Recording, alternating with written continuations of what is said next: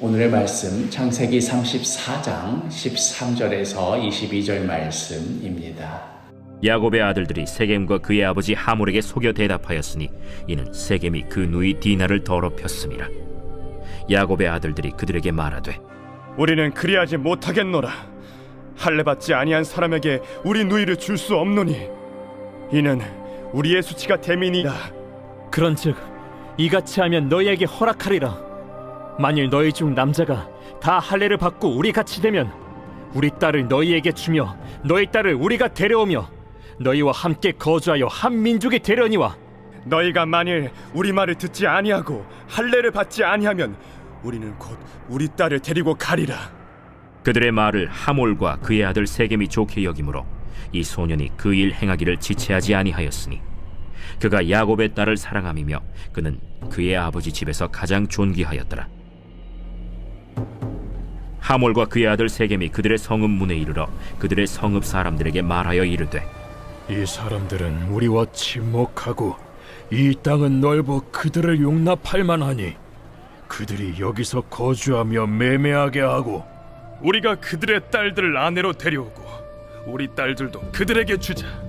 그러나 우리 중에 모든 남자가 그들이 할례를 받음같이 할례를 받아야 그 사람들이 우리와 함께 거주하여 한 민족 되기를 허락할 것이라.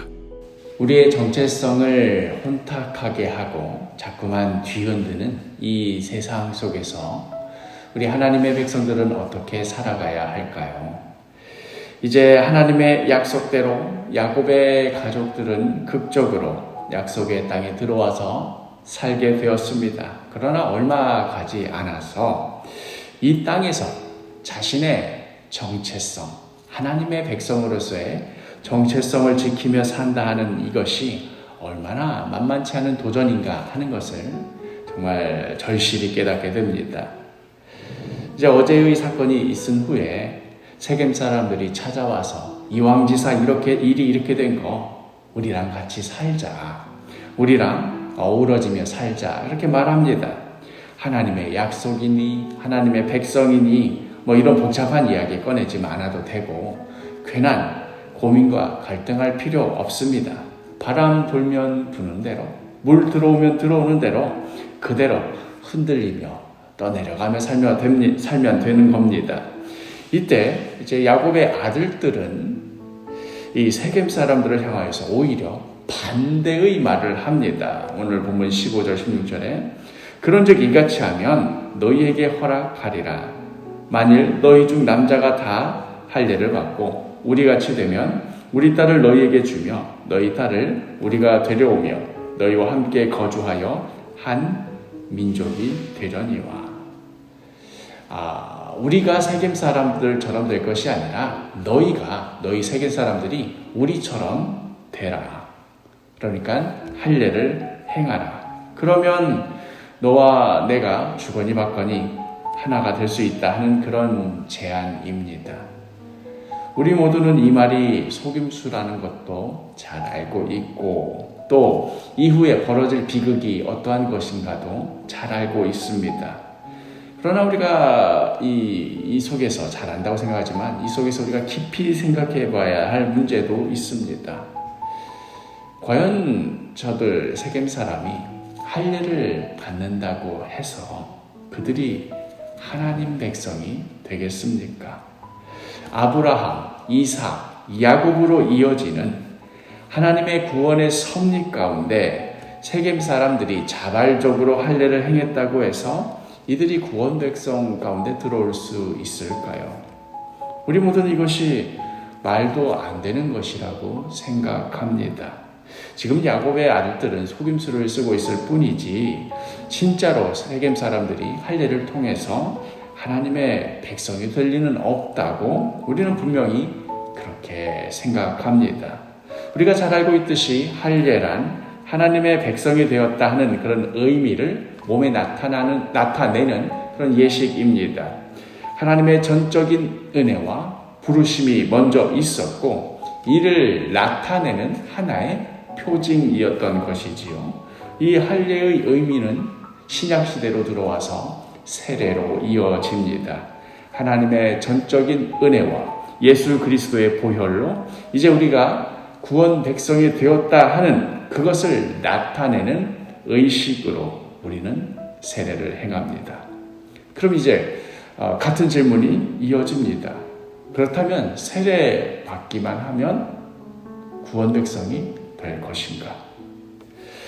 세겜 백성에게 할례를 베푼다고 해서 그들이 하나님의 백성이 될 리가 없다라고 우리는 분명히 그렇게 단정 지으면서도 똑같은 상황을 세례 문제로 바꾸게 되면 우리는 좀 주저하게 됩니다.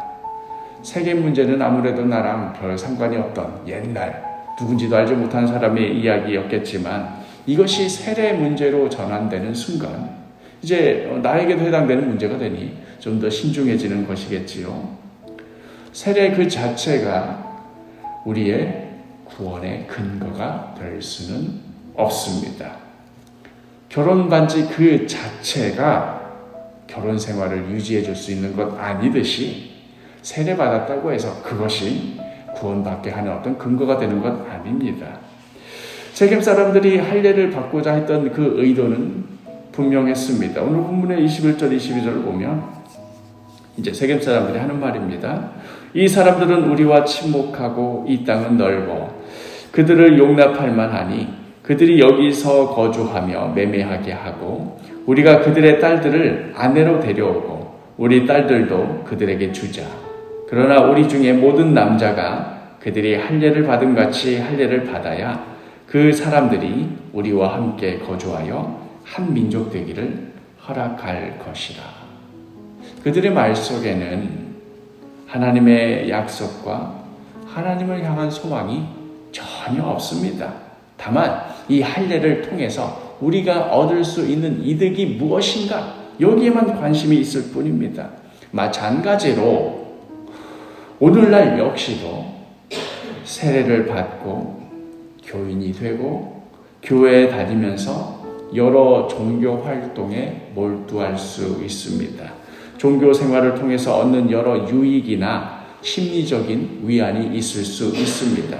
그러나 만일 하나님의 약속에도 하나님을 향한 소망에도 주님 안에서 누리는 그 어떤 위로에도 아무런 관심이 없다면 이 세례는 세겜 사람들이 받은 할례와 다를 바 없을 것입니다. 사랑하는 사도교회 식구 여러분, 진짜 중요한 것을 붙들며 사십시오. 이 땅에서의 삶은 잠깐입니다. 요한일서 2장 15절에서 17절 이 세상에 있는 것들을 사랑하지 말라.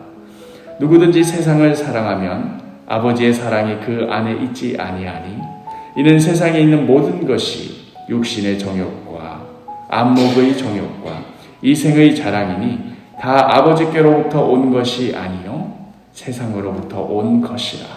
이 세상도 그 정욕도 지나가되 오직 하나님의 뜻을 행하는 자는 영원히 거하느니라.